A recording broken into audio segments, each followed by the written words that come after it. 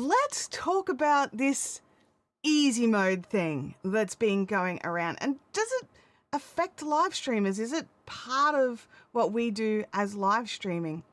So welcome to this week's live stream. My name's Chantelle. I absolutely love live streaming, all things that are live streaming, and all the things that affect our live streams and how we do it, whether that is our internal brain having, talking and saying, positive or negative things to us, or whether it is external things like our internet connections, our technology, and then also where we stream to. So I've been seeing so much stuff floating around YouTube and the Reddits and all the other places that I hang out in, talking about how YouTube's on easy mode. And I'm just like, I don't feel like YouTube's on easy mode. Let me know in the chat. Like, do you feel like you're on easy mode on YouTube? And I had to do some digging because I thought, well, maybe I don't understand what this new easy mode is. And so I had to have a big think about, is easy mode real? Is it not real? Is it perception? Am I looking at it wrong? Like, I didn't know the answers. So I had a bit of a dig around. And there's one thing I would say that is definitely easier now than, say, 10 years ago if you wanted to upload content, and that is purely the technology behind it. It's so much easier now to create thumbnails. You don't have to be like an actual Photoshop whiz kid. You can use Canva, you can use Adobe Express, you can use all sorts of things. There's so much easier now. I mean, you can use like Midjourney and all these other places. If you don't even have the shot, there's so many places you can go to create really helpful and awesome thumbnails. Now, thumbnails is it's not something I'm really good at, and so I've been practicing and trying to learn and try to build my skills, because that's, at the end of the day, that's what makes things easier, right? Is learning. It's definitely one of those things. Look, I've noticed over the last, Russell's just said sync issues is somebody else using the internet. Look, there probably is, but I did do a speed test and I'm totally good. And I've got a feeling it might be Ecamm, because I know Doug had the same issue this week as well. I don't know how to fix it, because I can't change the bit rate in Ecamm. Honestly, it might be something that I need to talk to Ecamm about, because I haven't yet. I thought it was me to start with. I always assume I'm the problem before I go hunting and blaming anybody else. So yeah, it's definitely one of these things. One of the other issues that I had was I had to use Elgato Virtual Cam. For some reason, my Sony wouldn't connect. Yeah, everyone's getting it. Yeah, it is. It's definitely a bit weird. I don't know why. I mean, I just give me 1 second. I'm going to do the be right back and see if I can switch something here. Let me just give me 1 second.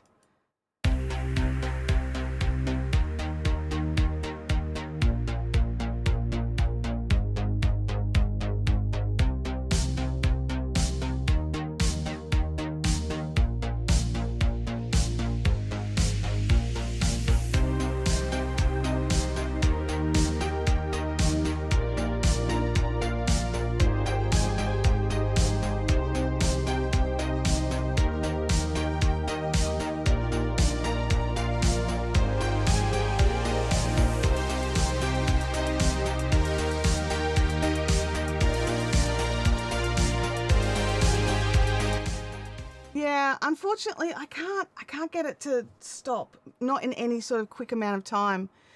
Yeah, it does seem artificial. I agree with you. It's a bit jittery and it's a bit painful, and I cannot get rid of the Elgato Virtual Cam. It's for some reason it's taking the signal away from the cam link, and I don't understand how, because it never has before, right? I did update the computer, which I could have screwed stuff up. Yeah, you can in OBS. I know, that's one of the things I absolutely love about OBS, is the granular, being able to adjust everything. Yeah, I can't, for the life of me, I can't. Does anyone know how to turn off Elgato Virtual Cam? I didn't turn it on, and so I was just really perplexed Like, you know, just super perplexed. I mean, let me just see if we can just totally switch cameras here and just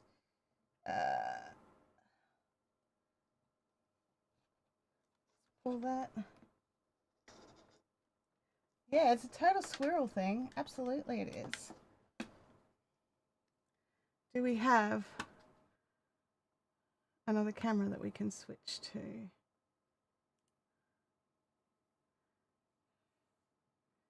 No, it's not playing. Anyway, I'm sorry. We'll keep going. I'm sorry if it's really disjointed and jittery. It's just being really, really painful. Let me just see if... No, that doesn't work.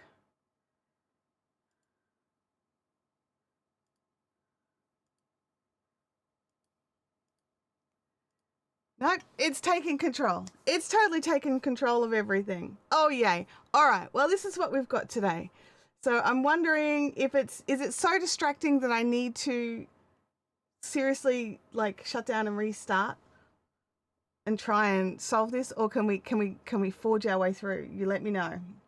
I can't seem to get the silly thing to be what I want. I can't even get it to change to another camera. It's just being a total... It's being totally awkward and bad. Yeah, the backup of the backup camera. Hang on, I'm gonna do something here.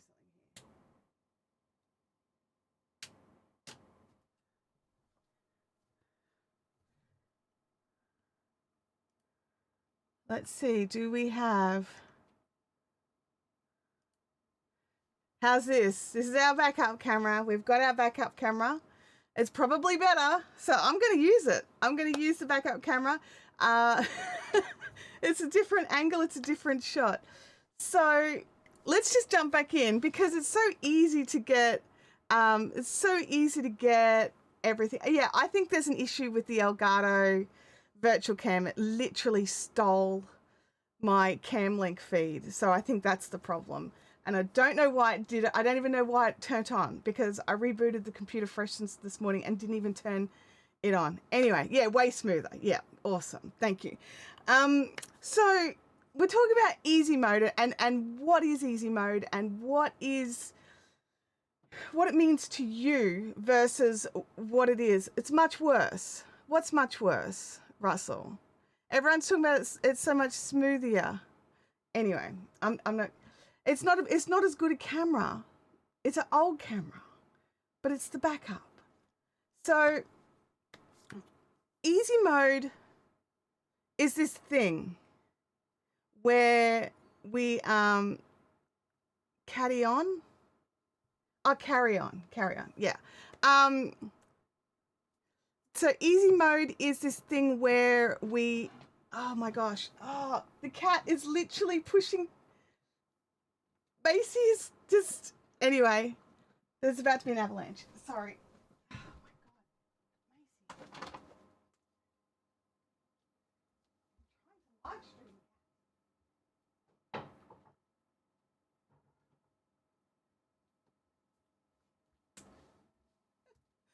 Wow, what a day! So it's Australia Day here in Australia. Everyone is almost constant buffering. I don't have any more buffering issues here. So, yeah. I've got excellent connection. I don't have any errors coming up, whereas before I had an error coming up. Yeah. So I don't know which way to go. But yeah, sorry, it is Australia Day here. The whole family is home. Oh, it was Australia Day yesterday, I should say, but today is the Australia Day public holiday. Everyone is home. Abby's still asleep, so she's not using any interneting. Tim's out in the lounge room. He's probably watching a bit of YouTube, but I've got well and good enough connection for that. The cat's decided to just go on an adventure and just knock just everything off a table. Oh my gosh, Macy. Wow. I've got a big cleanup job later. All right. So it's not buffering for everybody. Well, that is good. It's awful for Russell, but it's good that it's not buffering for everybody. So that is good. Um, oh my God. Talk about like, let's just keep going. You can hear it. Oh, there's just stuff crashing. I have a table that's off shot that currently at the moment just has lots of yarn piled on it. And she's just lunged at it from the top. And it's just, everything's just gone everywhere. The dog's underneath it and he's like being rained on by balls of yarn. Anyway, that's not what we're here for. Oh, hello. Now you're going to come and trash my desk. Well, I'm happy to see you're so active today, Mame. Are you a bit stuck? Oh, there she goes. She's out. She's out. Okay. But yeah, so let's talk about easy mode. And easy mode specifically relating to live streaming, because it's so simple to get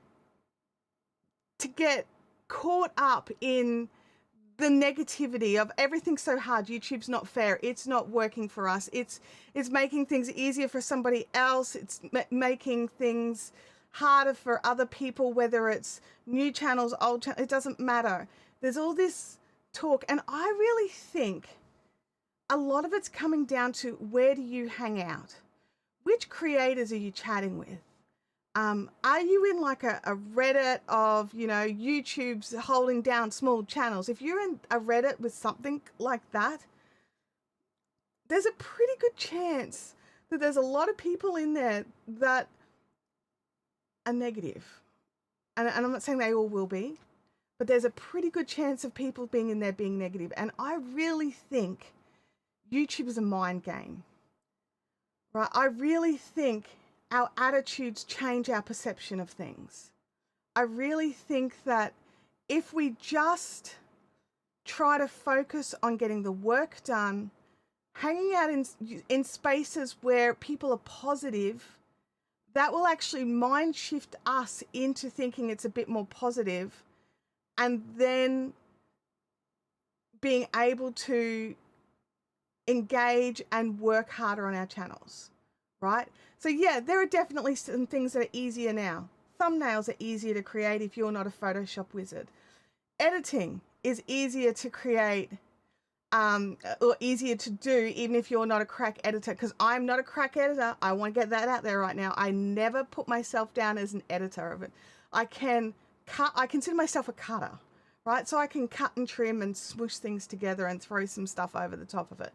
But I'm not like a super crack editor like you know, Daniel Batal or you know, Hayden Hillier Smith, who is just like the editing god. You know, like, I'm not those, but I learn from those guys. I learn skills, and I'm not like, oh, well, you know, YouTube makes it too hard. No, it doesn't. Like, I'm in Australia. Our internet is just dog's breakfast awful, right? Like, compared to the rest of the world.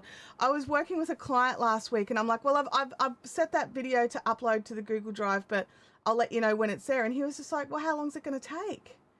And I was like, well, it's going to take as long as it's going to take. I only have, you know, 30 to 40 megabits per second upload. And he was just like, oh, we should probably see if we can get you upgraded. I went, no, mate, that's the best I can get here. I can, the only money I can throw at that problem now is actually physically paying tens of thousands of dollars to have cable run directly to my, fiber run directly to my house. So having that but I'm like, but it's way better than it was. And having that, it's better than it was, is better, that I think is a better way to think about it than it's easy now. I mean, Russell, I personally wouldn't enjoy the food that I feed the dog, but the dog seems to, okay? So I'm just going to jump back into the chat here a little bit and just see we'll just get past the buffering bits. The buffer, no buffering here, you can hear, that's good.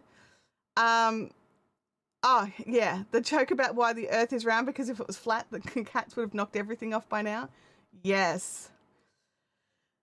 Russell jumped out and jumped back in. Oh, that's good. I'm glad it's working better now.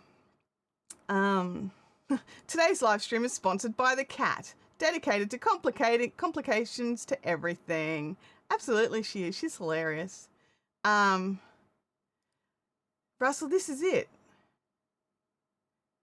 That's exactly it. If you think the problem is out there, that is the problem. Yeah. Livestream Consultant says, YouTube has always been on easy mode as long as you have the correct perspective on what your definition of success is on YouTube. That's exactly it. That's exactly it. If you think that you can just do some unmiked, uncameraed gameplay on YouTube and expect your channel to blow up, that's a problem. Because unless you're doing something no one has ever done before and then you create a crack thumbnail for it, no one's going to watch it, right? Like as an unknown, I need to get that out there. But if you can make a brilliant thumbnail for that same thing and be enticing, create like awe over the title, and then actually have something in that video that's amazing, then it's a different story. But I really think that thinking that YouTube's supposed to be easy is the biggest problem. I really think that we need to be looking at YouTube as it's a set of skills we've got to learn. And if we're not willing to learn them, it's going to be hard, right? It's going to be hard if we are not willing to learn the skills required. You know what? Washing your clothes is hard if you don't know to separate your whites from your colors, to add in the powders or liquids in the correct places within the machine, and to choose the right setting. You know, but once you know that, washing your clothes is just a case of shove it in the machine and smash some buttons and walk away. You know, like it's perspective. It's, have you sat down and learnt the skills? Are you constantly practicing and honing your skills? Because that's what YouTube is. And you may have gotten the skills dialed in, you know, 5 years ago, but have you continued to hone those skills? Have you continued to learn what's changing? Like Doug's channel is the perfect place to go to keep on top of all the changes, because there's changes every week to YouTube, the platform, let alone to camera technology, mic technology. And I've just realized my mic's over here because I'm used to sitting here. So I'm sorry if the audio is not good. You know, it's just one of these things. Like, are you still putting the effort in? Have you ever started putting the effort in? Or are you expecting this just to be a cakewalk? So I'm gonna take Doug's advice and go some Yeti. Gosh, let's have a look here. Oh, great analogy. Thank you. Thank you. Home Rapid Repair says I stopped separating my colors. I don't care anymore. Fair enough. Fair enough. Lee's Boring Life says it's easy to upload junk, but hard to upload quality. Yep. I mean, who here in the chat wants to upload junk? Like, let me know in the chat. Are you happy to be a cash cow channel and just upload junk? Or do you actually want to create content that's impacting and powerful and helpful to other people? Like, let me know. Junk or no junk? My perspective is for YouTube is different than the gameplay guy. YouTube is to be a feed to my business, not the other way around. So I do care if I ever, so I do care if I ever get YPP, or you don't care. See, and this is the thing, when I very first started my channel, Fiberific, same attitude. I wasn't there to become YouTube famous. I was there to help my real life customers learn how to use the gear they were buying from me. I was there teaching people that this tool exists and that you can buy it from me. And so I had a different perspective on YouTube. And when I decided to shut down my physical product business, or for the most part, shut it down, I had to rethink. I had to make some decisions on which way I was going to go with YouTube, which way I was going to take my Fiberific YouTube channel now that I was not focusing on physical stock anymore. And a big part of it was I was no longer limited to only making content about the few items that I sold. I was able to make content about anything knitting, crochet, spinning, weaving related. You know, I just had like a thing come up on my screen. I'm like, what was that? And And so that broadened the topics I was able to cover, or also so much the topics were the same, but broadened the tools I was able to use. And being able to open that up and utilize that was game changing in itself. But being able to make sure that I was also then continuing on with keeping the people that I already had happy, plus the new people. Doug says, I think the whole easy mode has multiple meanings as many different creators have jumped on the trend bag. Yeah, I was going through a lot of different videos and I realized there's no one meaning for this easy mode thing. But everybody's, and I did too. I jumped on it, easy mode for live streaming. Because what even is easy mode? It doesn't mean one thing. And so I want to think of it from the perspective of, you could make it easier if you put some time into some skills.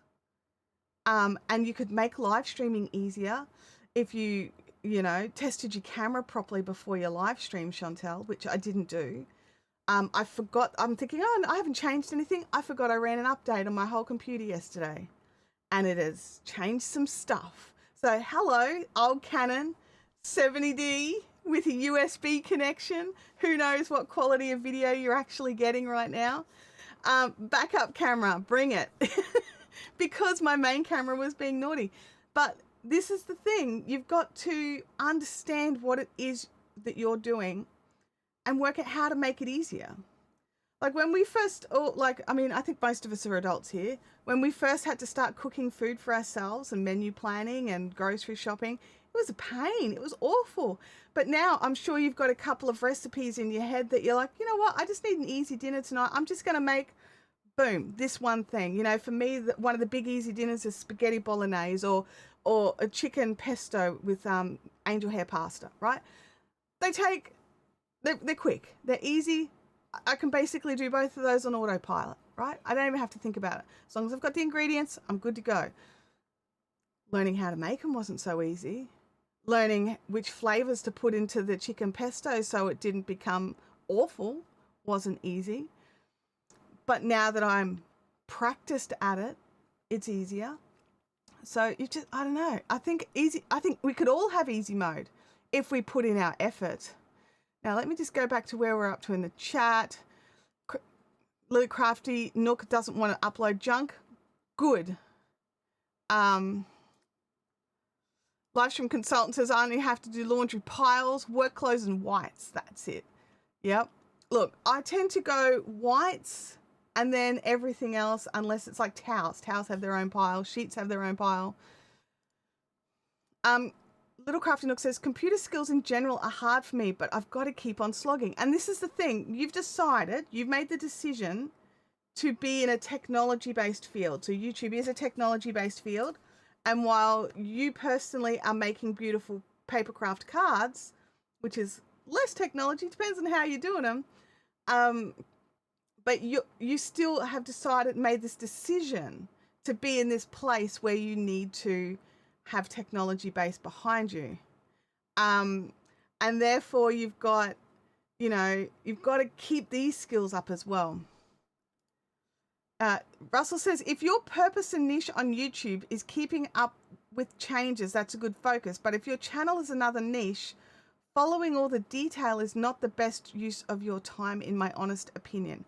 Russell, I agree and I disagree with that. I think that if you're on a platform, you need to know, maybe not the minutiae, but you need to know some of the big stuff. Like if your content is making shorts, now that your shorts are allowed to be 3 minutes, I think that's a pretty important thing for you to know. If YouTube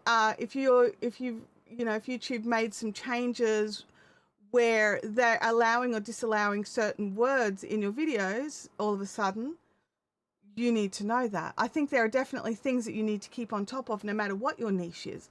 Maybe not the minutiae of every little update, every little thing, but keeping a broad strokes idea of what's going on, I think that's important. It's just like if you're a driver on a road, you do need to keep an ear out if they change any driving rules in your state. And it happens. You need to keep an ear out if they've decided to change the signage on a roundabout so that all of a sudden people can do something crazy on that roundabout, which they've done in our local area, and the number of accidents because people aren't looking at the signs because they're used to just being able to use the roundabout a specific way. And it's not that way anymore. I think understanding the platforms that we're using is important. Livestream Consult says, do not care if I ever get YPP because you can make way more money off the platform than on. I agree with that. But the money from like the potential customers that find you from the platform that filter out. So yeah, so you still got to do both. Easy mode is just one of those hot buzzwords like hack that will fade away. Yes, it will. I really hope it does. I hope it fades away because I hate it. That's why I decided to do this, because every time I see an easy mode video, I go, oh, I cringe. So I thought, you know what? Let's get double down on the cringe. That's what we're doing today. So, yeah, it's one of those things. Everyone has their own definition of easy mode. I think so too. And I think it's because it is subjective. I think it is because easy mode is subjective and how you are thinking about it. Are you thinking that YouTube just makes it easy because they flick a switch for certain creators, or if you press one button, all of a sudden you're going to be seen by millions of people? Wrong. Those things don't exist. But if you think easy mode is because you've dialed in on your audience and you actually know who they are and what they want now, and what you are creating for them actually matches up and they care, okay, that works. Is easy mode because you've decided to learn the technology that is required for this role, whether it is understanding your cameras, your computers, your lighting, like says Chantelle with like, I'm not happy with today's stream, but I'm going with it. You know, like, what is easy mode for you? What do you think of when you see the easy mode pop around? Like, let me know, because I could be out here describing the easy mode that of how I see it, and you might see easy mode as something totally different. Let me see. For live streaming, it is on easy mode. Just look at the available equipment we have to go live now compared to just 5 years ago. Absolutely. The technology has changed so much. Whether you need to sorry, I just saw a comment come up and I'm like trying not to read that while I've got a thought in my brain. Whether you've got, whether you've dialed in on how to make a thumbnail using something other than Photoshop. Because now there's so many places that you can grab you know, where you can grab a template. I don't know why I was doing that, but yeah, when you can grab a template, when you can just add things in to match what you want. It's so much easier than before when you absolutely had to use Photoshop or GIMP and understand how to do all the grading and scaling and all these hard things. It's so much easier now. Being able to go live is so much easier now, at least for me here in Australia, now that I got better internet connection. You know, it doesn't mean I didn't do it. I did it the hard way, but it is definitely easier. So what are we looking at, like when we're saying easy mode? Have I been spying on your meal list? Yeah, no, I haven't. But those are the easy things on my meal list, you know, like we've always like, let me know, does everyone have that one meal that it's just like, oh, look, I'm too tired. I'm just going to make insert thing here. And not just order takeaway, but what's the easy meal that you just decide that's it? You guys are just that predictable with food. Did someone say tacos? No, they didn't, but now I want tacos. So cool. That's cool. A Wander Across Society. It's great to see you. Thanks for jumping in. Doug's on his mobile and he can't tag. Sorry. Home Rapid Repair says Sean Cannon with Think Media is always saying jump on trends. I feel like I'm always the last to know what is really trendy. I was thinking about trends because, you know, one of the biggest things I hear people is like, oh, that's not going to work with my niche, or I'm not going to be, I can't follow any of these trends because it's not going to work with my niche. But I actually think that most things can work with every niche. You just need to be a little bit imaginative, you know. And then you have to decide, is that actually what you want? So you've really got to think about it. You've really got to think about it. Wander Across Society says, to me, it's easy mode when you're passionate about it.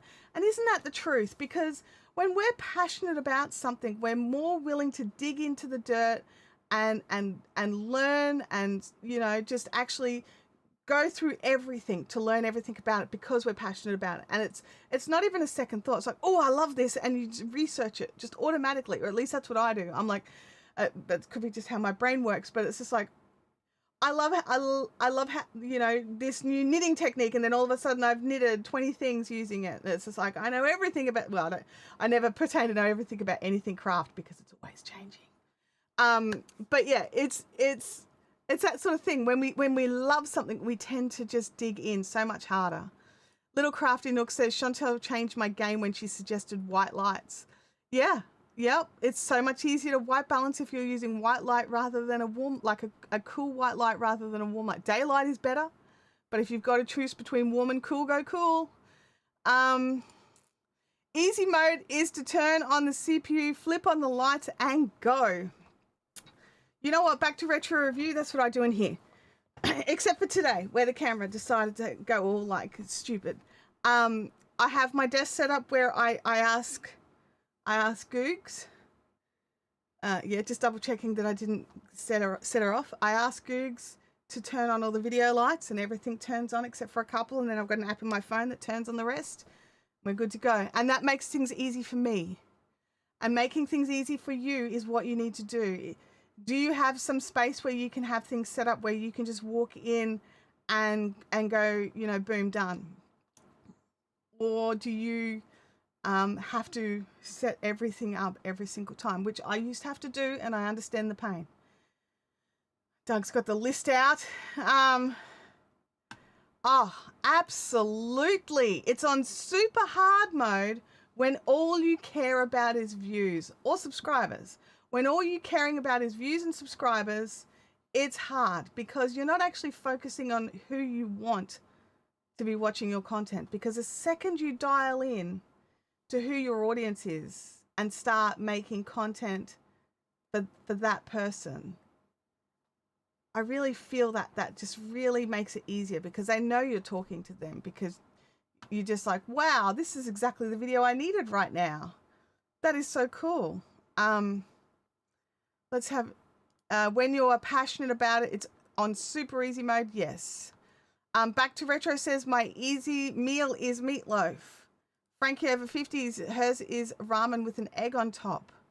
Doug involves bacon and eggs. Absolutely. We've all got a meal that we can just create because we've just got it there, right? Like, it's just, hands just automatically do it. You can be scrolling on your phone and still doing it.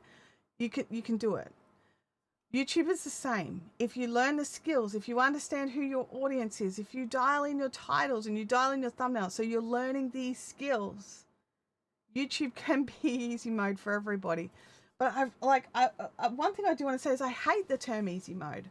I hate it a lot. And like Home Rapid Repair, I can't wait for this to go away. Because if YouTube was supposed to be simple and not require any skills, anybody could do it, and therefore I wouldn't feel like it's an achievement when I get a view. I wouldn't feel like it's an achievement when somebody puts a comment in that this was the exact video they needed and it helped them. You know what I mean? Like, but that's a personal thing. Like, it's supposed to be hard because everything in life is supposed to be harder. It's not to say it's supposed to be so hard it makes you cry. That's the one barrier to entry to YouTube, because every man and his dog has got a phone. Just about everybody can connect to the internet. Therefore, just about anyone can upload a video to YouTube, but is a video that is actually worth watching? That's the next question.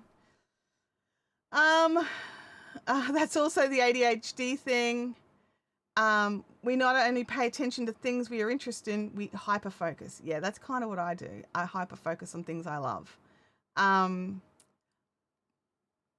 Rapid Repairs is ham and eggs, bacon and eggs, pork chop and eggs, everything with eggs. Eggs are great. I love eggs. Oh, Little Crafty Nook's got it. Eggs are ridiculously expensive here due to the avian flu. Oh my gosh.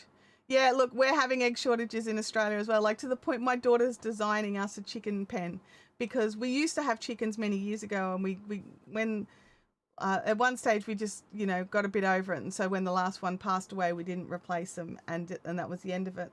But it's been a good, I'd say 5 or 6 years since we've had chickens. And now we're like, you know what? Might be a time to have chickens again. So we've got to rebuild the chicken pen. Let's have a look. Russell says, oh my God, I'm doing it all wrong. I care greatly about views and subs. But Russell, you care greatly about those views and subs getting the right content from you to lead them into your lead magnets, so that they actually join your courses and buy your book, right? You're actually creating the right content, and you want the right views and the right subs. You don't just want whoever. You want people who care about moving to Florida. Right? Like, that's a big assumption I've just made here. I could be totally wrong. But yeah, that could totally be wrong.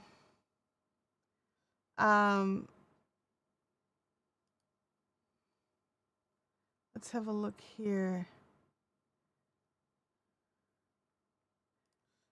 Lee has hit 1K subscribers. That is awesome, Lee. Oh my gosh, that is brilliant. I'm so glad you've done that.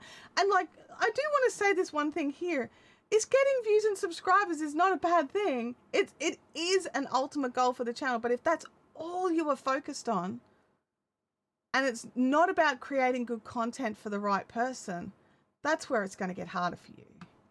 I'm not saying views and subscribers are evil. They are not. They are the lifeblood of YouTube. But I'm just saying, if that's all you are focused on, that could be the issue. Let's have it. Mod Media Makers is in the house. Great to see you on this public holiday here in Australia. Yeah, they make great pets as well. It is. Like, we had pretty interesting and we had some pretty good personalities in our chicken pen. The Chookie girls, as we called them, the Chookie gang. Abby's already deciding on names. So yeah, it's interesting. She's thinking of chicken dinner names. So yeah. Oh, she's yelled out. No, she's not. She was yesterday, so she's not today.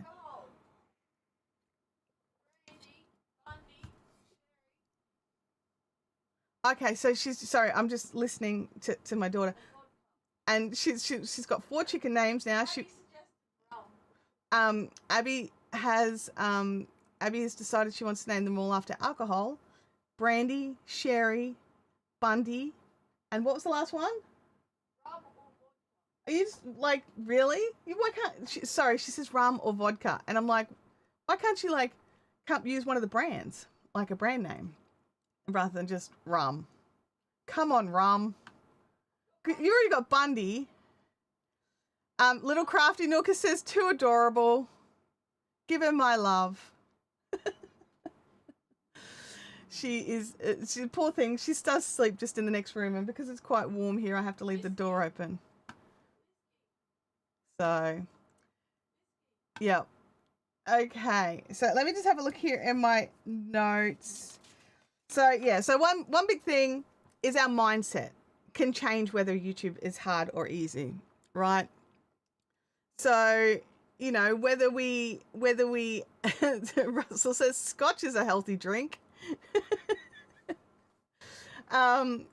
Yeah, so whether we have our mindset sort of shifted to the right place, and you know what, if our mindset is not in the right place, we can change that. You're getting a little buffering again. Oh, I'm sorry. I'm so sorry about that. That's the standard Ecamm one that I'm getting now.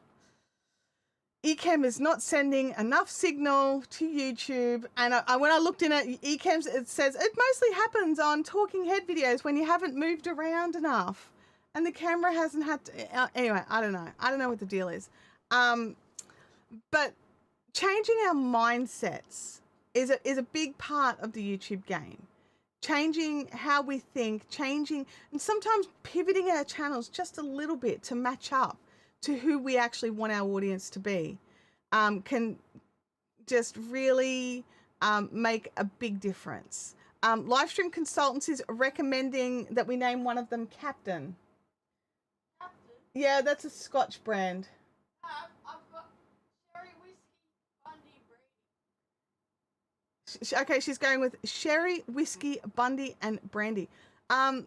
So it's 10 p.m. there. No, it's 9:43 a.m. on a Monday here. No, the buffering is coming because Ecamm's not sending enough data. Russell says maybe try a professional streaming platform, OBS. Look, I like OBS, I do, and I'm still looking for a nice, friendly, easy cloud-based streaming software.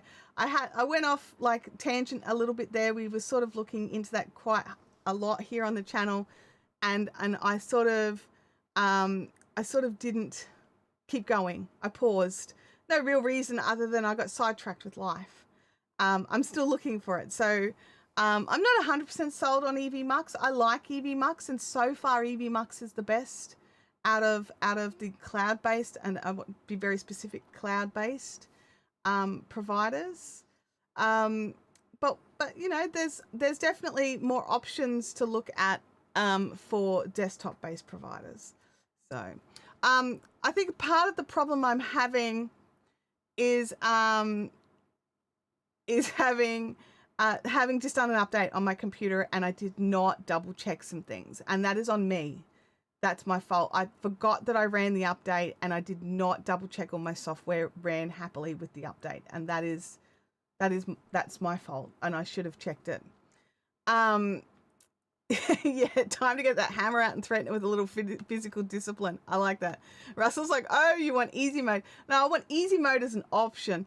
The biggest reason why I definitely want to have an alternative is because of the Aussie internet that we have here. Especially when I want to have guests, it's not the easiest with Ecamm because it is all on my internet connection.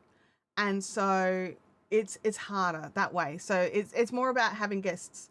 Modern media, yeah, love vMix. vMix is awesome. Windows only, does not work on a Mac. I used to have it set up on my old Windows laptop. It was good. It was quite expensive for what you got. And every single layer you sort of had to pay for. So for me, especially for Fiberific, which is where I originally set it up for, they included my little frame for my face of my face cam as a layer, and I had 4 layers. So I was allowed to have the main camera, the desktop camera, the little thing was a layer, so that was my 3rd layer. So yeah. So you know, it's definitely definitely has its limitations, but that was some time ago. They may have changed how their plan works now. So, but I also am now pretty much a Mac person. It's kind of hard to say. Like, yeah, so vMix is not really an option, but OBS totally is, and OBS works, and I've been testing it. I haven't tested it since the update I ran yesterday, but I've tested it with other things, and I have no idea why Elgato is taking control of my main camera. And then it's just not playing nicely within Ecamm. So that's why we have the Canon is the backup. Thank you, Canon, for being a super legend. But yeah, I'll have to look into what I did. I obviously clicked something, right? I probably agreed to something when I booted up without even realizing. Okay. So yeah, I really think easy mode versus hard mode is a mindset thing. I honestly don't believe YouTube have an easy mode for anybody. Like they specifically go, let's make it easy for these people. No, the people that get, you know, upload a video, boom, millions of views, you know, straight away. Those people have cultivated their audience and are making the content their audience wants. They've done the skill building. They now know what their audience wants. And you can bet your bottom dollar they are still checking and researching and keeping on top of things to make sure they're keeping up with their audience. And then and if you look back at the history of their channel, they're not making just rehashes of the same content over and over again. They've been slowly changing levels and whether it's leveling up or moving aside or whatever it is to keep with their audience. So, and if their audience starts to slowly age up, because that happens as well, then their content ages up a little bit, like these sorts of things. Like all you got to do is look at Good Mythical Morning is a prime example of that.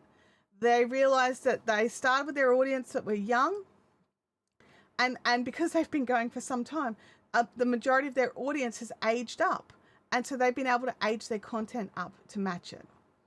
So yeah, at least the new chair still works. Love the new chair, Russell. Are you loving yours? Are you still loving your chair? I absolutely love my chair. So yeah, it even has a warranty. Yeah. I even had to put a warranty claim in, and it worked, and it was great. I had a little piece just fall off the side and it just cracked and broke, and they just sent me the part to replace it. It was simple. And they didn't make it hard. They're like, hello, that was awesome. I mean, it would have been nicer if the part hadn't broken, like, let's be honest. But all I had to do was take a photo of the broken bit, send it, and then they shipped me out a new bit. Easy done.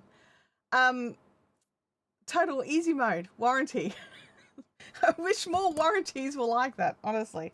I'm just having a little look through my notes here.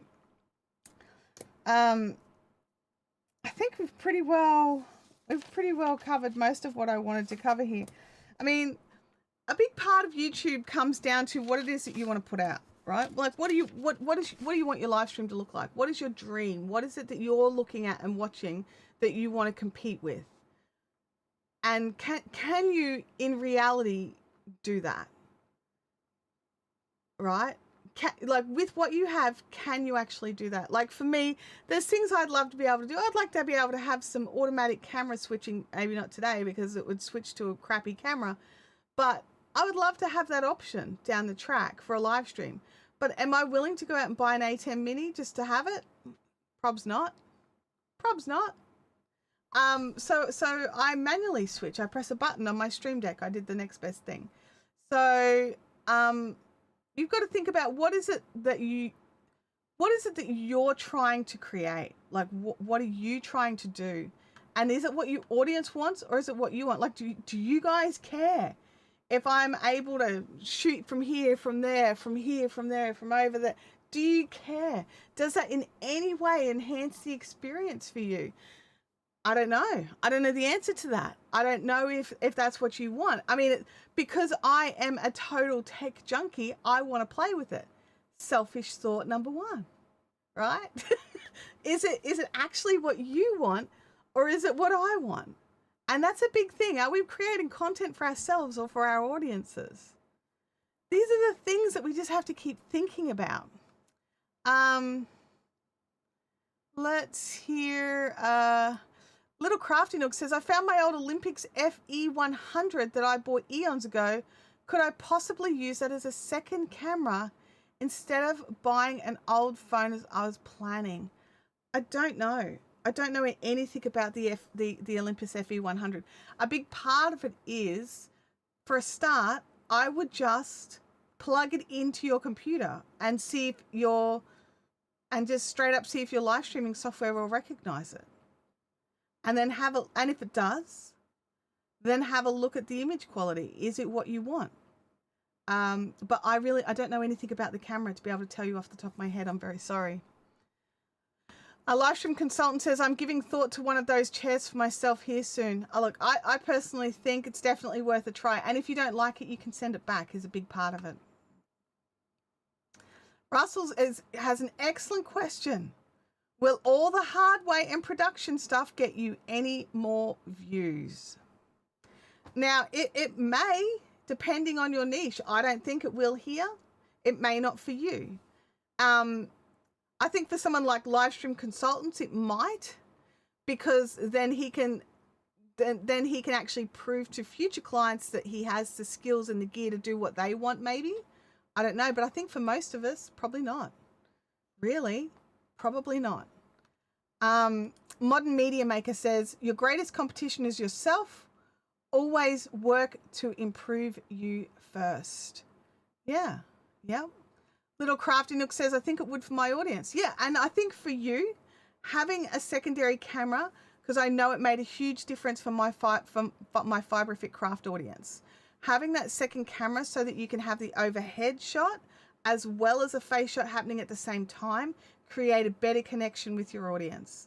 And I think that would definitely be worth having a try with if you can do it without any great expense or outside. So for me, like I do have multiple cameras, so but they come from my daughter's discarded iPhones, right? So I haven't purchased anything extra. It's just Abby's old tech always ends up on this desk. Anything Abby doesn't want in her room ends up on this desk. Some of it goes into the wheelie bin.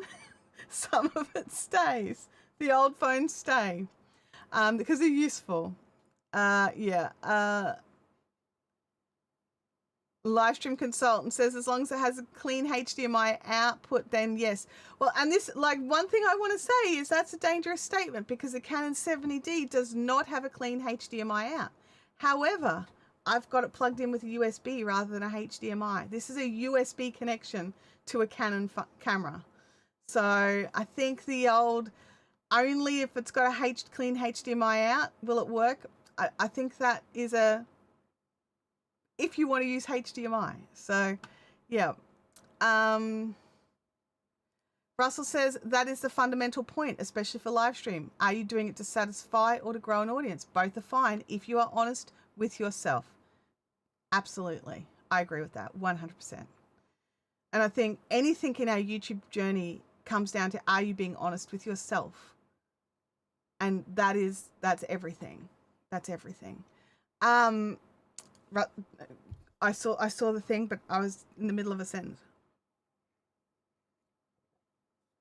Lee's got to bounce. Bye, Lee. Have a great day. Thank you. Go Canon. Yeah.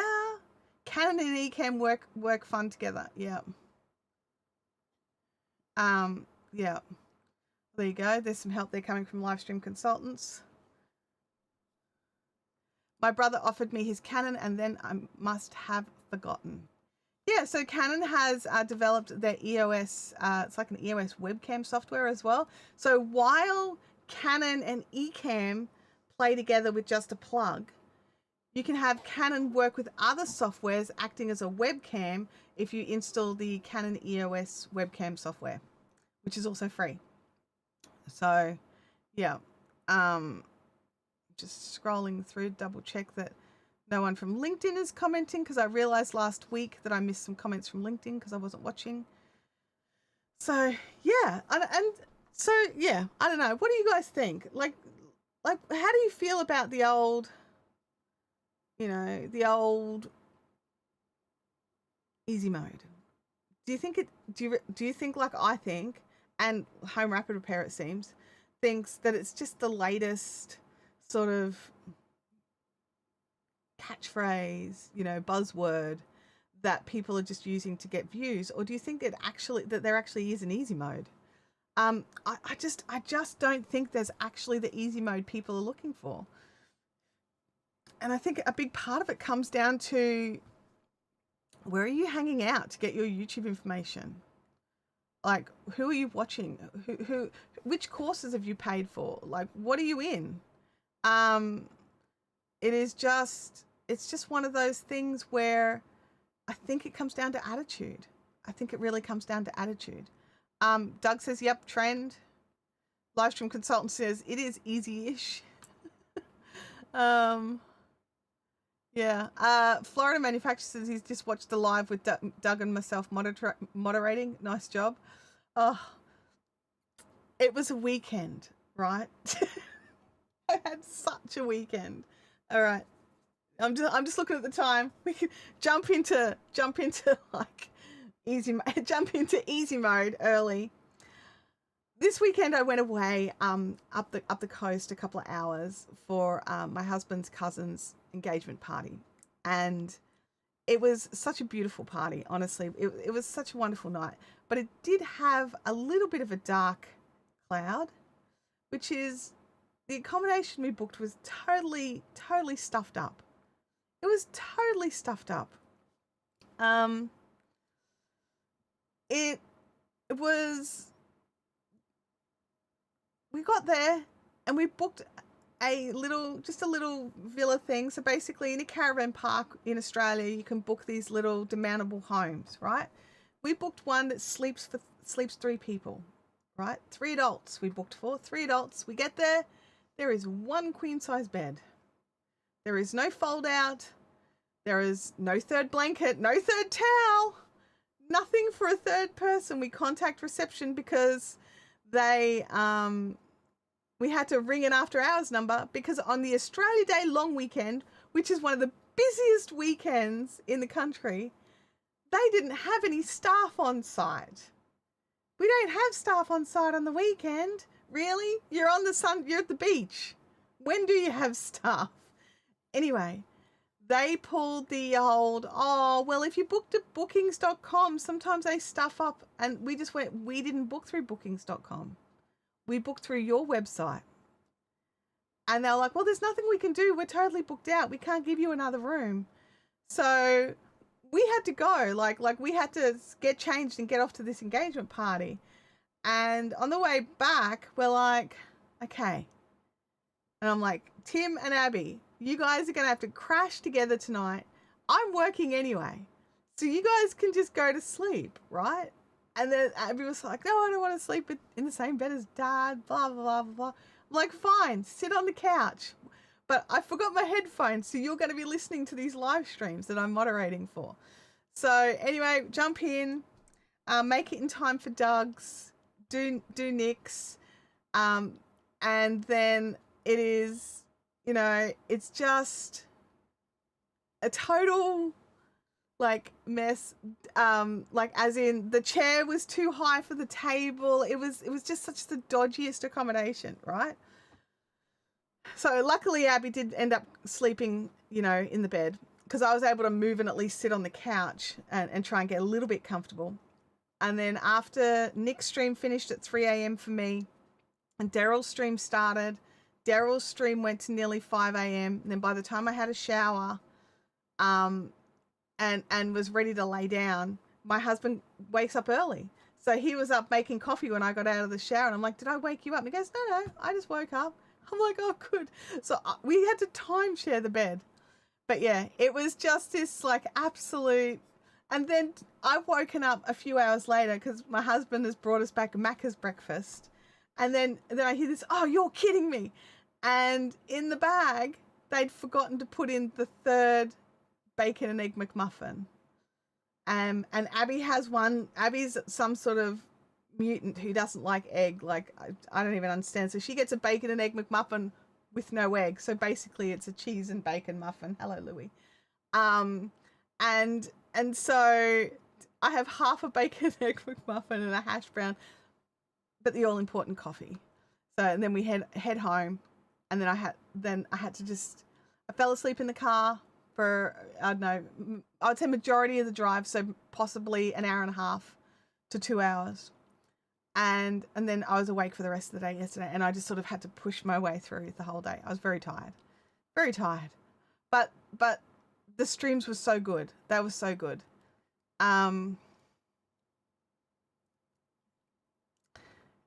Yeah, it was like, yes, rant incoming. Yeah, rant happened. I should probably make a rant GIF, right? There's probably a GIF out there for incoming rant. There's probably one that's perfect for the occasion. Let's see. Mac is a hit and miss. I agree. Look, I personally always check the bag, like, and they get annoyed with you at the window because I'm opening up the bag, pulling everything out, and they're like, what are you doing? I'm like, I'm double checking you put all my stuff in here. And they're like, of course we did. And you're like, well, where is the 3rd lot of fries? There's only 2 sets in here. And they're like, oh, and you have to hand them back the bag so they can look. But yeah, let's have a look here. John is here. Oh yeah, today is Monday. The public holiday completely threw me out of whack. Yeah. See, the difference for me is I forget about the public holiday existing. So I just still do stuff. Whereas, you know, if you've got a 9 to 5,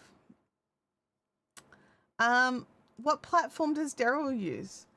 I believe he's still on StreamYard. So yeah, I believe he's still using StreamYard. Oh, Doug says he is. Yeah, yeah. It looks like StreamYard, but and I don't think he's changed. So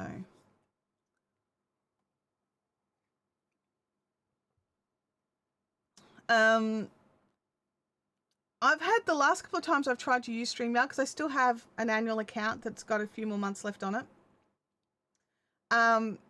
But every time I go in to use it, it does something where I can't use it. So I end up having to go somewhere else anyway. So it's been just a little problematic for me as well. So it's not even just what they did cost-wise, which I do still think is awful. It is that it's no longer as stable for me, and I don't know why. But every now and again, I'll go and use it for something, and it's perfect. But then other times I go to use it, and I can't use it. Like I tried to have a guest, couldn't have the guest camera, like StreamYard would not see the guest camera. And the guest isn't a potato. The guest knows how to do this stuff. They've done it a million times. So it wasn't like user error. It was StreamYard. And then, you know, like another friend of mine was running a webinar, totally failed at the start of the webinar, had to jump to another platform, which was really, really, really annoying.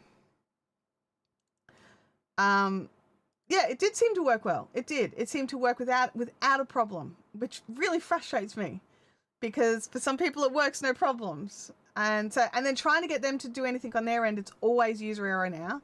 If you put in a call about anything, they always blame user error. I logged a surface call with StreamYard about the problem that I was having, and they instantly came back with, oh yeah, some guests have problems logging in with the iOS app. If they had have read my actual ticket, they would have seen that I wrote that my guest was coming in from a Mac computer. So yeah. I need to revisit getting that camera to work. Good morning, Suze. We don't have Nightbot here, so no point calling Nightbot. Livestream with John says, I really don't need StreamYard, have it for ages, but I'm still mad at the bending spoons. Yeah, I agree. 100% agree. Yep. I used Video Ninja just to have a conference to China. Highly recommend it. I opened it up and I've tested it out. I haven't, because I was trying to get an option for guesting to work on OBS, and so I checked out Video Ninja and it seemed to be all right. But it's the same problem that oh no, it wasn't the same. I think I was just having a glitchy day with my personal internet, and I think that was the problem. Because the Video Ninja is hosted, but it does bring the completed signal down to your OBS and then pushes it out. I think that's right. Because my internet is part of the bottleneck here. I do have good internet for Australia, but it's that for Australia part that you have to keep in mind.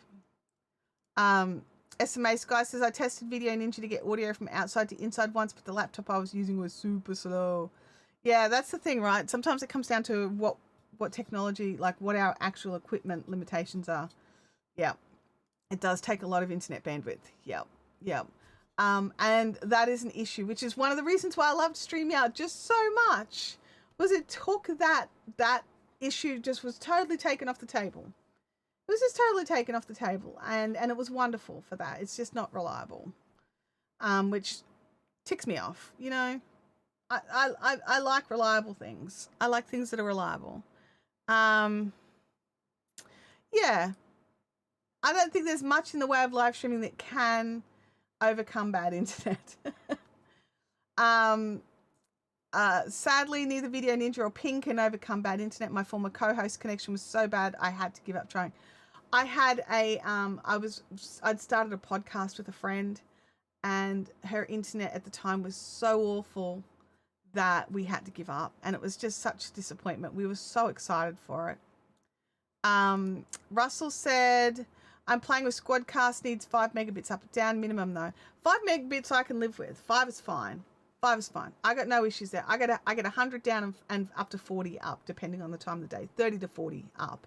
I got no problems with that, but I know some people do. I know some, and my friend who I wanted to do the podcast with, she had 1. So yeah. And this is the thing, StreamYard really made guesting easy, and I got lazy. I got complacent. I was so used to relying on StreamYard that I stopped checking out other options. So Russell says Zoom works on absolute crap internet, but Zoom is absolute crap. So I won't use Zoom for anything that I want to broadcast. I can't get a decent enough feed out. So for me personally, I'd rather not do it. If Zoom's my only option, I have no options. So whereas I know plenty of people are happy to use Zoom, and that's awesome. So use Zoom, but I'm not, so I won't. SMA Sky says, I should probably revisit using Video Ninja though. I had been considering looking into StreamYard before the change. Not so much now, even if I had the money. Yeah. Yeah. A friend of mine uses StreamYard for his YouTube shows. I may be doing some work with him on, so I guess I'll still get to learn StreamYard. Yeah. If you're a guest, then that's totally fine. That's totally fine. Zoom is fun for meetings. Yeah, look, I have no problems if I'm just in a meeting, but if I want to broadcast it onto my channel, I'm not using it. But if I'm just in a video call or in a meeting, fine, I'll use Zoom. But if I want to upload it to my YouTube channel, I'm not using Zoom footage.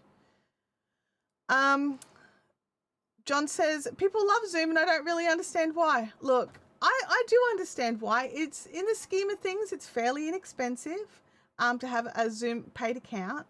And it's so easy a trained monkey can use it.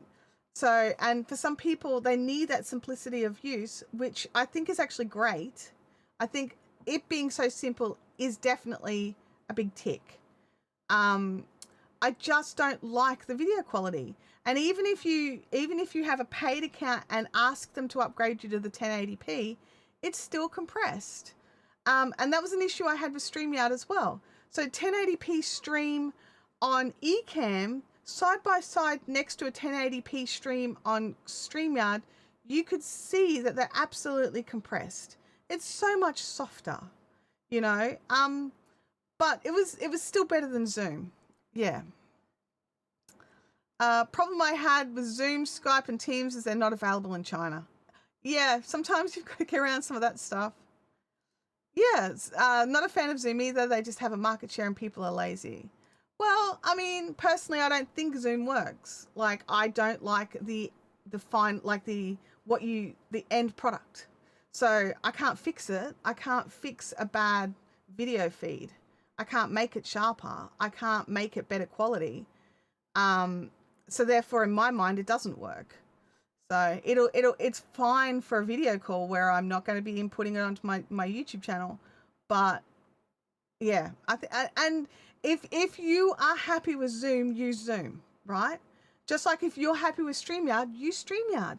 And this is the thing, like, I've got my opinion and I'll share my opinion. I'm not saying don't use it. I just am saying that there are things I don't use. What about Skype and bringing in via India? I've never tried it. I don't have an opinion. I've never tried it. I've never really used Skype much, and I don't believe I've ever used NDI for anything. I like cables. So I don't know the answer. I guess it's what you think is important, the medium or the message. Yeah, I think both. Why not have both? Use different software and have both.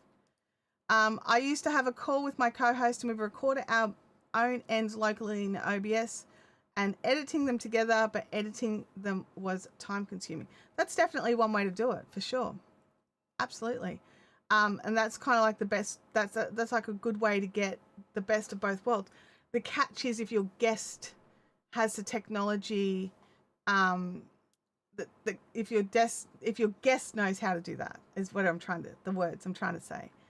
I used the Skype NDI integration years ago. It seemed okay. Okay, there you go. Someone who's used it in the chat. Cool. Because I haven't used everything. Yeah, Doug says here, if you want to use Zoom, upgrade it to the 1080p. If you want to stream, Ecamm has some interesting Zoom integrations. Yeah, that's the thing. Like, I hate 720p for streaming, and I especially hate compressed. Sorry, I'm just moving my feet from my footstool. And I especially hate compressed 720p.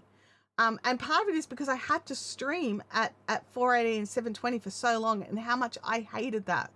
And that's a personal decision, right? This is how I feel about it. And because a lot of my content is not on this channel, it's on a yarn crafting channel where you need to be able to see clearly what's going on. The video footage is important, and making it sharp and clear and easily visible is important.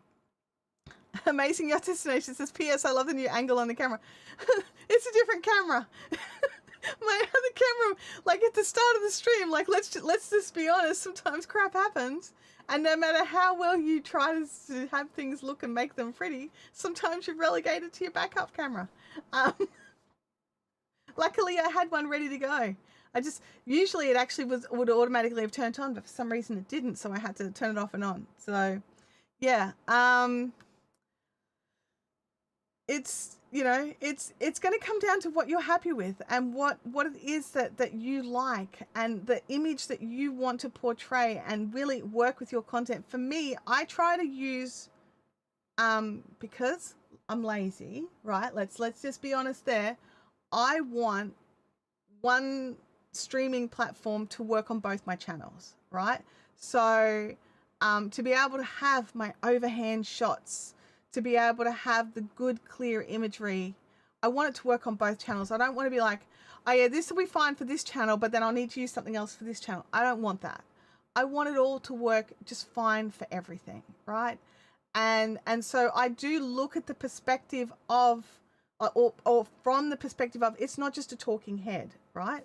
I look at it, and Zoom's probably fine for that. If all you are is a talking head, then it's probably fine.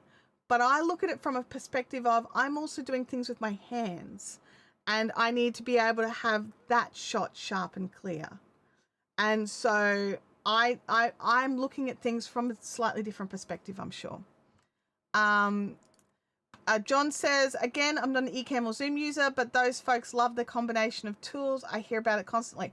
Look, I've got Ecamm and I've got access to the Ecamm Zoom integration, but I'm not using it. And I haven't even played with it. So yeah, it's just different. It's different. That's sort of what Squadcast does. It uploads a local copy from your interview to the cloud upon completion. I love that. I love that. And does it do it automatically for your guest as well? Because that would be cool too. Do you have different scene collections for the different shows in Ecamm? Yes, I do. I do. So this is my Q&A Monday live stream. I don't know. I'm about to switch over into my Thursday Fiberific. I'm just checking my desk. I just moved one thing before I switch into the desk mode. Where are we? I don't know if it'll work because it was set up on the other camera, but we'll see. So yeah, I need this shot here to be clear. So usually there's another camera angle in there, but it's the cam link, so it's being naughty. So let's put there we go. So I have this for this mode. So I don't have the keyboard here. I have craft here. So my crafty hand camera, and you know, we'll just quickly, there we go. And so I have like all my yarn craft is here, and I move this off to the side, and so I can be, you know, I'm like in totally the wrong spot. I could be sitting here crafting where you can see what I'm doing. So, and then I've got other things as well. I've got, you know, like let me just see what's on my screen over here. I have instant change over, like I have my screen share. So, you know, where I can screen share, like if I'm going over to like Ravelry or something like that, I have a screen share with no camera. So with just what's going on. I also have so I've got like other screen shares where I've got voting going on with a different camera again. I also have separate, like, here we go. We've got one here. Where is it? It's because I'm like, why isn't that working? There we go. So I've got ones for when I'm on a different website. Everything's all set up for the different websites.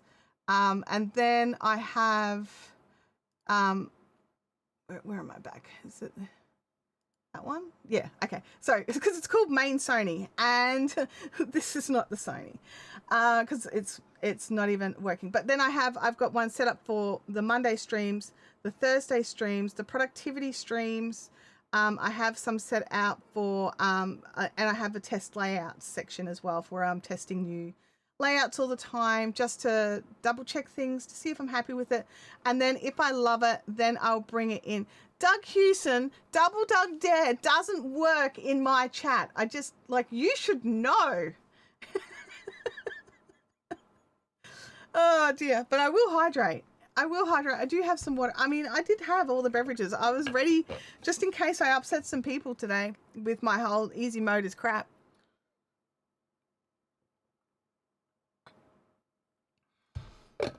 I need more.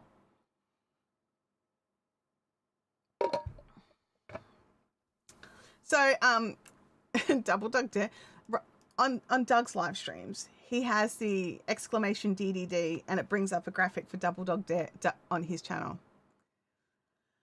I want to come up with an easy mode. Look, I think we can all make things. Oh, have you made it a publicly available GIF? Oh, well, I may just have to just steal it. But back to this one. I think we can make things easier. Like for me, having my little, like, my studio is not a studio.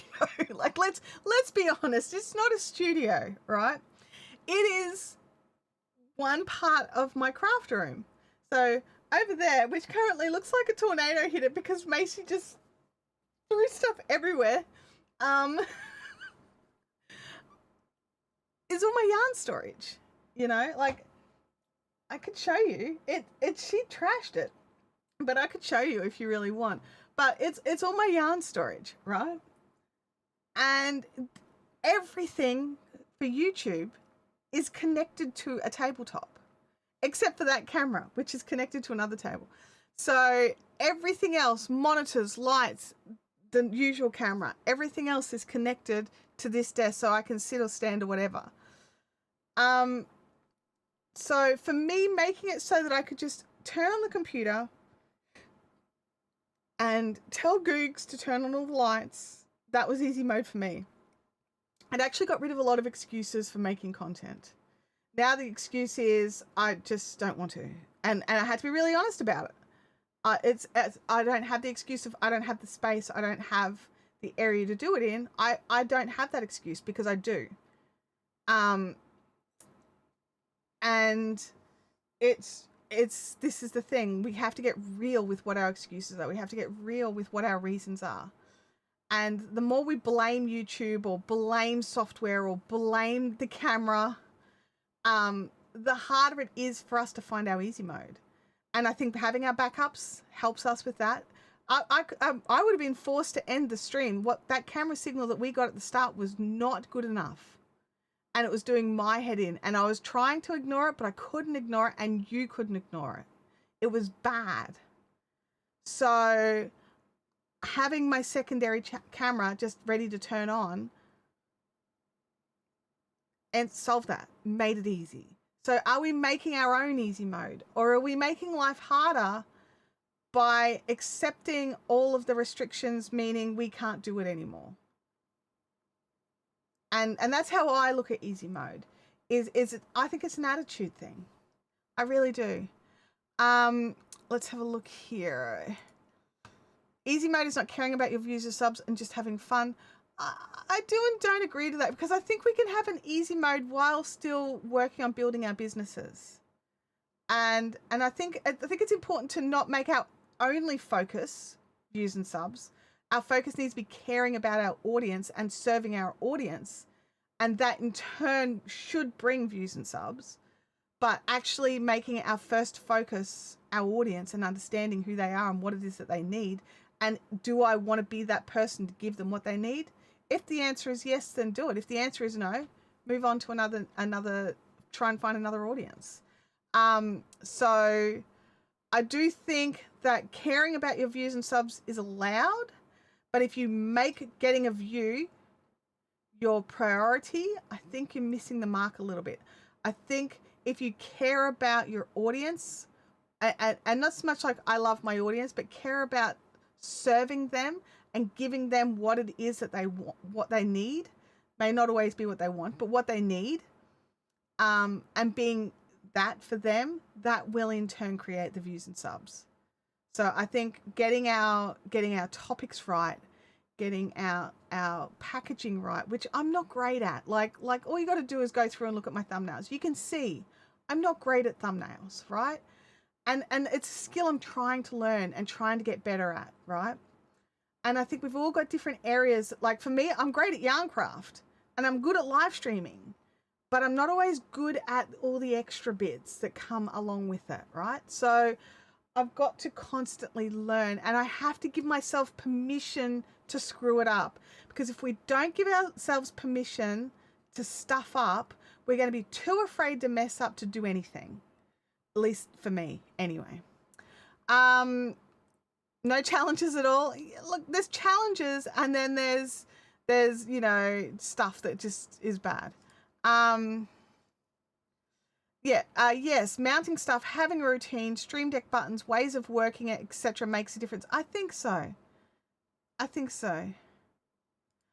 See, and this is the thing, Russell, I have to have this comfort zone. With how, like, I know how my brain works, and everyone's brain is different, okay? And so I know what works for me. I need to have this little space that is just for this. I mean, I sit here, this is where I sit and craft and watch shows, and where I do my paperwork and print orders and do all that. This is my workstation at all times, right? And also my, you know, I sit here and kick right back, feet up. I've got a little footstool that I've put under my table. I sit here and craft and watch shows. So this is my happy place. And for me, that makes it easier to create. I've tried creating outside of the home, and I struggle really hard. I certainly cannot talk to camera while there's other people, like strangers. I really, just like street vlogging and things like that. I can't do that. I can't. I've tried it. I tried to do some recording on my way for a trip a few years ago, and I recorded some of the footage and I hated all of it, and I never made the video. Whereas while I was away, I did a live stream and I was a happy camper. It wasn't the best live stream. I had some complaints because it turns out I walk like a rocking ship. And I made some people seasick. Sorry about that. But yeah, you need to work out what works for you. Now, I know for you, Russell, you need to make footage outside of your home. You have to. That's your channel. You've got to do that. But you also have your space station at home. Amazing Your Destination says, amazing, no pinned comment, but I want to say thank you for all you do. Thank you for reminding me I don't have a pinned comment, and I appreciate the coffee very much. I'm reducing the friction. I'm getting rid of my excuses. I know the excuses I will have, and that's one I can get rid of, you know, so everyone needs to work on what they need to work on. Trish Does Stuff is here. It's great to see you, Trish. Thank you. Let's have a look here. Thank you so much for your advice. I found 751 videos hiding on my computer. It's so much faster now. I actually uploaded to YouTube in less than 15 minutes. Oh, you're very welcome. I'm so glad you found them. Had to dig around and cleared some space, because sometimes it's what it comes down to. You just got to clear the space. I just want people to like me, and it's ruining my life. Shout out to my one viewer. Look, I get that. I do. I get that. Because, like, do we really want Not to be like, I mean, I know there's channels out there where their whole goal is to annoy people and tick them off. I don't think I could have a channel like that. I want to help people. That's my thing. I want to help people. And there is 12 of you here right now, and I hope that we're having a good chat and that it's helping you. And those that jump in on the replay. And I know that they exist. There's people who jump in and watch the replay. And thank you as well. I hope I'm helping you as well. Let's have a look here. Livestream consultant says, I mess stuff up all the time. At least I know how to either fix it or get around it until I can fix it. Yeah.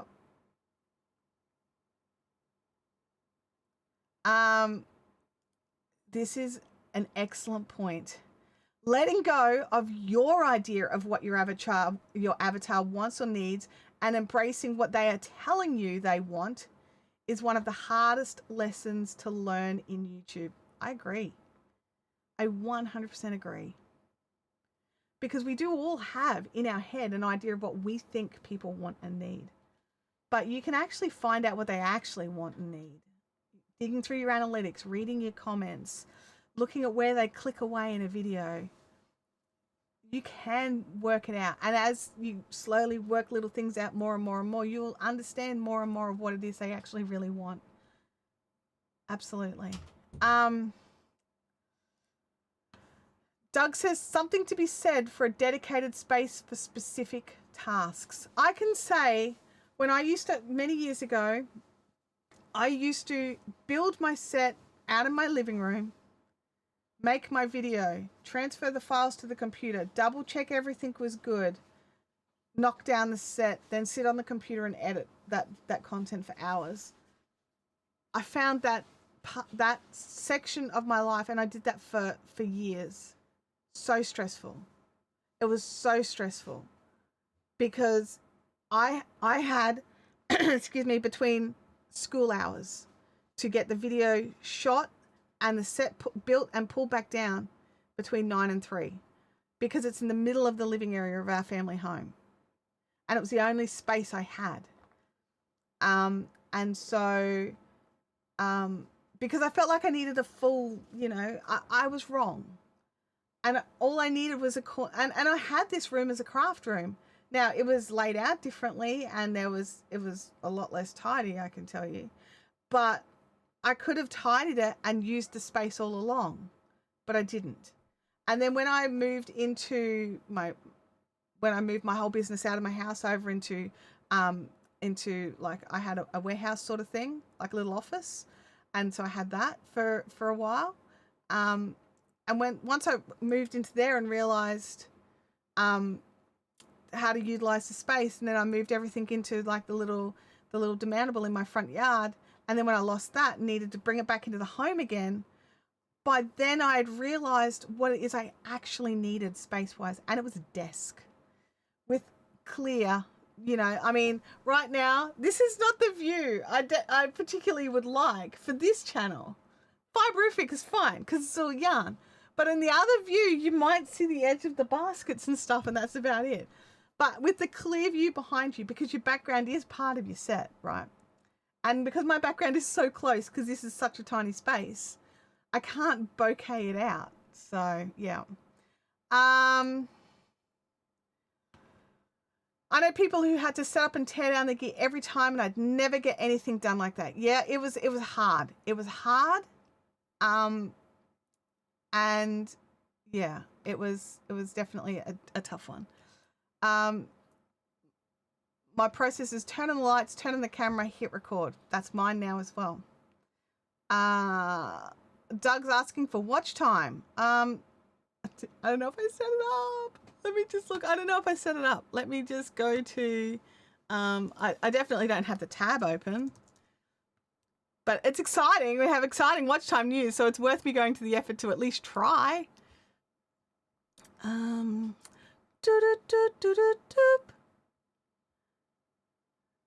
go. There is the watch time. Let me see. Do we have Monday?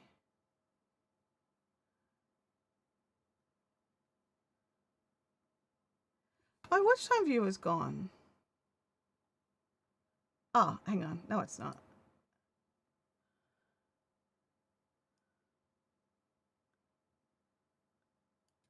Maybe I need to go full screen. Let me just try that. There it is. There it is. Watch time. We are now up over 2,000 minutes. So you guys are champions. Sorry, I wasn't organized ready for watch time. Sorry, Doug. Sorry, Doug. I've never told anyone I do YouTube. My son stopped over and saw my camera set up and just stared at it and didn't say a word. Well, then he can just not say a word. My daughter doesn't like that I do YouTube. She thinks it's hilarious. She tells all her friends, like, ha ha ha, my mum does YouTube. I don't care. Like, she can think whatever she wants. She's wrong, but she can think it. So let me just close that back out. That part is easy. Streaming with John is all the computer work afterwards. But I think it's different, like different things for different people. Like for you, creating that part is easy and then the computer part is hard work. For others of us, we love the editing part. We love that technical part. And it is actually the presenting part that we struggle with. So yeah, different people have different things, different parts of the creation process they like better than others. Trish says some people are shy of small live stream numbers, so they watch the replay. Are shy of small, yeah, maybe, yeah. Or they don't want to comment because they prefer the hope that their comment will be missed. I personally love that my comments are read out, which is why I try to read out most of the comments. Little Crafty Nook says, hit that like button. Thank you, Little Crafty Nook. I appreciate that. Let me just drop back here so I can keep an eye on the stream. There we go. There we go. Yeah,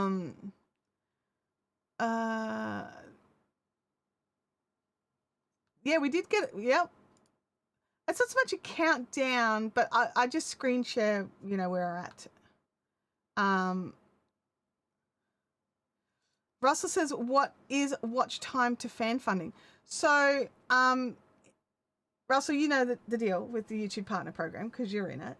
The secondary tier of YouTube Partner Program is fan funding. So to get into the full AdSense, you need 1,000 subscribers and 4,000 watch hours within 365 days.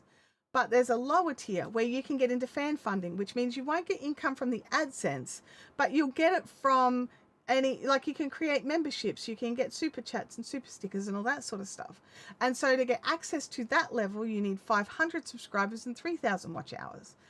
So we're on the goal to get there. Yeah, we're on the goal to get there. Trish Does Stuff says, I'm old enough that if I did tell people, they would think I'm senile. I don't think they would. And I think you would be surprised that you're probably not even the oldest person who watches today's chat. I think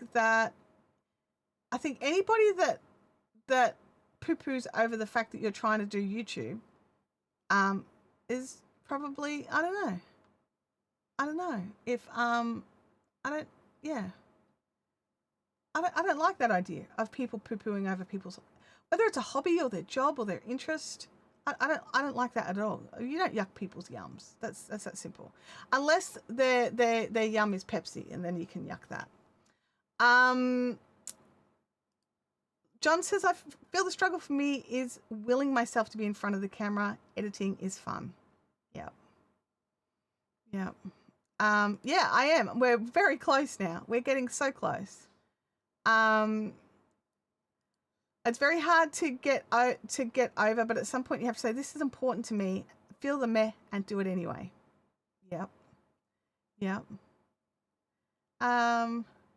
Should we all divulge our ages? You don't have to. But I know full well that I don't believe there's an age limit to YouTube.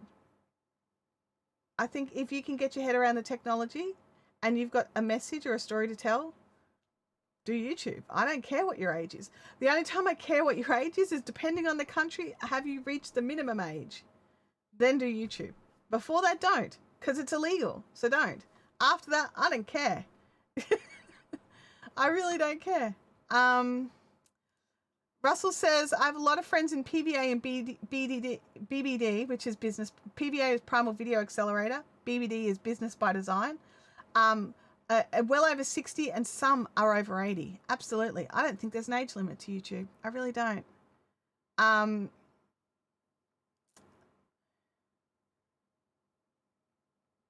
Just be careful, because if you click on those people over 40 should be creators videos, your feed will be full of them for months. I know. Because I was curious, like, what are they telling us? What are they telling us, creators over 40? You know? Like, tell us. So, yeah. I don't think there's enough age limit to YouTube. I really don't. There's someone who's got their old nonna on YouTube Shorts, cooking Italian food.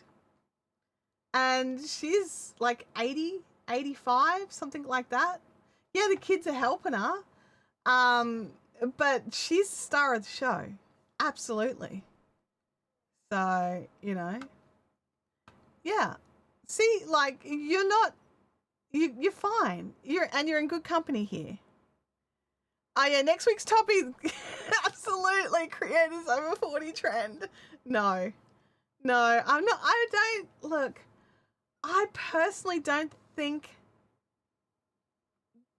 that we should be treated differently, you know, like, I don't know. And I have watched some creators over 40 videos just to check them out, just because, you know, I'm a creator over 40. So, you know, tick and tick. It's yeah. What is this? Other than Doug, Larry, John, and Chantelle, it's the Senior Saints chat. I don't reckon. No small creators. Oh my gosh. I don't even want to hear it. And you know what? Like that whole no small creators thing. I'm a small creator. I don't care that I'm a small creator. I don't look at it as a hindrance. And I think, like creators over 40, like easy mode, I think it's an attitude thing. I do give permission to not compete with the young folk who have more energy than I do. True. I'm not going to be doing the dancing or the running around or the footage of me being shot out of a cannon. None of that's ever going to happen, right? Yes, Trish does. So people get older and it's a fact. Yes. Yeah, I could deal with that, Senior Saint. Yep.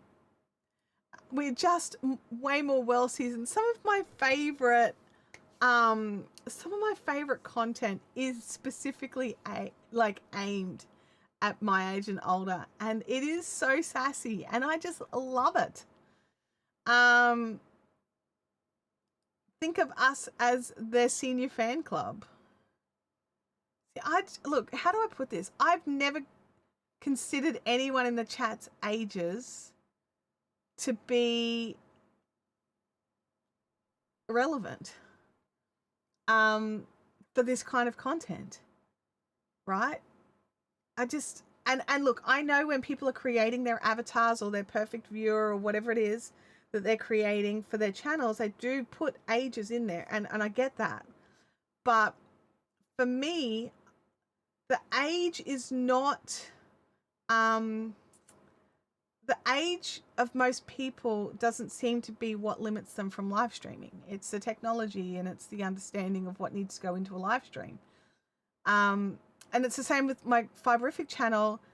While my audience does skew older, for sure, I do have younger people coming in, and I haven't done anything to make it feel like they're not welcome because of their ages. So I don't know. Yeah, you don't want to be shot out of a cannon? No, I don't. And I certainly don't want video footage of it. Doug says my favorite YouTube growth creators are older, not younger. Yeah, I'm sort of thinking about it, and I would agree. I too tend to lean towards the older creators. They just feel more knowledgeable to me. And maybe that's a subconscious thing because of their ages. I don't know. Or maybe I relate better to them because I'm not looking at them like they're a 20-year-old going, oh my God, on YouTube, you've just got to do this and it's going to be so fantastic and you're going to do great. And I'm sort of sitting there thinking, yeah, no. Oh dear. Yeah, age is just a number for content creation at least. Can you talk? Can you write? Can you respond to questions? You're fine. Yeah. And I think that's where I'm at with it as well. Can you deal with what needs to be done to make a YouTube channel? Then do it. Because I know people my age that, and younger that don't have the, the wherewithal to make YouTube videos. So I don't think it's an age thing. I think it's an attitude thing. The computer glitches are what get you. Yeah, it's definitely, glitches are frustrating, but it's learning how to roll with them, which is why I think all of us need to, all of us at live stream need to make some sort of be right back screen.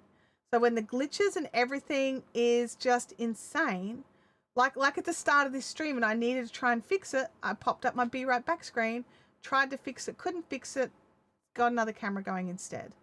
And I think having that it's like, those safety nets where they're just as terrifying because you fall in them and nearly hit the ground anyway. It's like a safety net. You can use it for whatever you need to use. I use it for going, like when Louis loses his mind and I have to go and see if there's someone trying to break into my house. You just use it.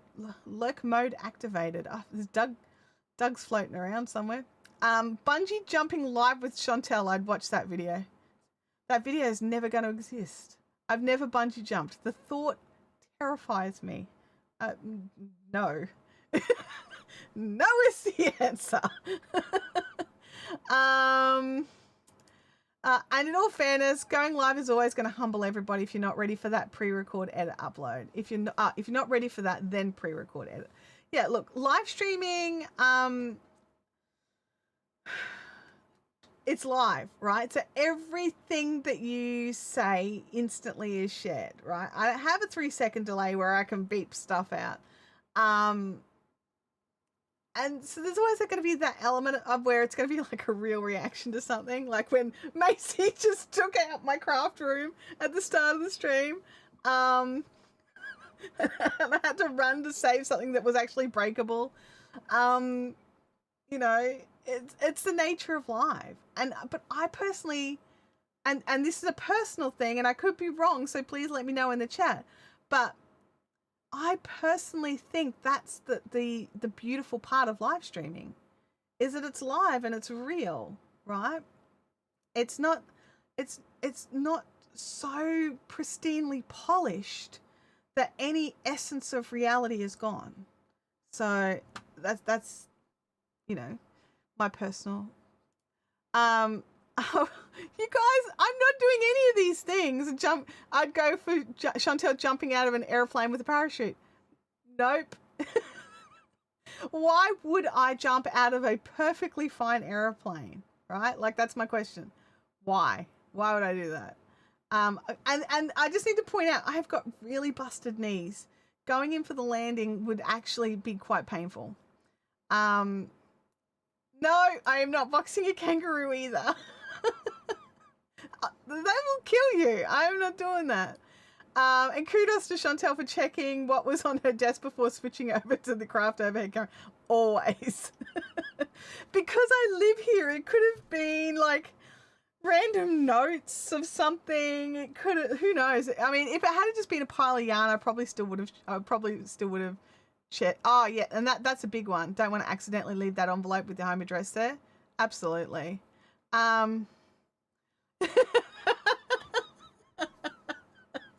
Ideas that your avatar wants to see. I'm not sure if I want this avatar watching my content anymore. If that's what you want, you're in the wrong place.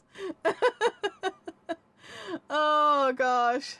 Yeah, it might surprise some of you to learn that Chantelle's not an extreme sports person.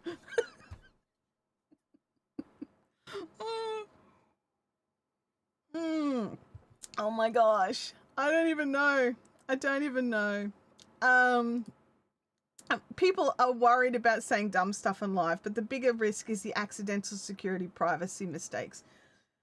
And that's a real thing. That is absolutely a real thing. Especially if you're on a live and you don't realize you've done like a pan of your street number or your rego on your car.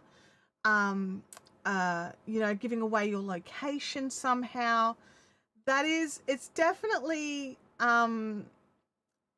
these are definitely real things. Like I open parcels on my Fiberific live streams, but I tend to try very hard to either peel the label off or black it out first. And I double check, like I'll open the parcel and just quickly double check that any invoices or paperwork are folded over, because I like to pull everything out in the thing. But if it's so small, I just pull it out and just open the thing. And I try not to look at what's in the parcel, so my live reaction really is real. But I'm not going to, I'm not going to risk my personal address information just for being able to open a parcel intentionally. Like, it may happen unintentionally, but yeah, you've really got to be watching out for that sort of stuff. What's in your coffee mug? It's just coffee. It's just coffee. Honestly. Look, I like water skiing. That feels less scary than jumping out of a plane. Yeah. Although I haven't done it for a really long time. The last time I did it, there was a shark under me, and I had to get, like, they had to beach it. Like, we were switching skiers out the back of the boat, and they had to sort of swish us in so that we just went straight up the beach rather than in the water, because it was a really big shark, and I haven't done it since. I don't like sharks. Not sure if I've mentioned that. Me and sharks, not friends. It's likely to disappoint JB. He'd film it for you. Like, if I needed something terrifying like that recorded, he would be my first call. But it's not going to happen. So I feel safe in not putting him on the spot like that. Yeah. Snow skiing, it wasn't pretty. Look, Abby and Tim love snow skiing. For me, that the snow ski stuff is too reliant on your knees. I know, and water skiing is now as well, so I probably wouldn't be able to do it anymore. But yeah, yeah, I'm a hard no to all the water skiing, snow skiing, jumping out of airplanes, bungee jumping. I'll just stick to piloting the plane. Okay, well, you know your role. Your role is to get that plane up to the right height and kick everyone out, and then you get to land the plane. Yeah, I'm not here for it. I'm just not here for the jumping out of planes thing. Like, if that's what you want, then you're on the wrong channel. Yeah, shark wrestling also not happening. Just putting that out there. I don't like bugs or sharks or like stingrays or anything like that. We have a team of show parachutists at the military base. I see them often in the summer. Look, I love to watch it. I'm just not willing to do it. Yeah. My husband was a light plane pilot. He has let his license go to the expense and eye issues. Yeah, if you can't see properly, it's probably not worth paying for the license. So, look, I'm assuming there's laws against it as well. Like, it's something to do with like animal endangerment. I think it's a different issue if somebody's defending. Like, I've seen the video of the guy going in to rescue his dog. I've seen that one. I can see why he would risk it. I would risk a lot for my dog. But yeah, any that are just being tools, they deserve anything they get. Yeah, I certainly can't be accused of that ever. I try not to do that intentionally. Wombats, I hear that they are kind. I hear they rescued other animals from fires. I love wombats. It's more that they don't kick other animals out of their burrows. So, like, if there's a fire on, they're like, fine, you can sit in my doorway. Yeah. Gosh. Flying out of planes while fighting air sharks on easy mode. I mean, that's a great that thumbnail could be awesome, and that title could definitely get some clicks. But then sitting here while I talk about it, that's clickbait. I don't do clickbait. Yeah, it's just one of those things. But anyway, everybody, I'm gonna run away. I'm gonna go and do no Mr. Beasting here on this channel. Yeah. Well, I don't know if his stuff. I mean, his stuff is what I would probably consider more legit bait. He does crazy stuff. Like really does. So it's legit bait.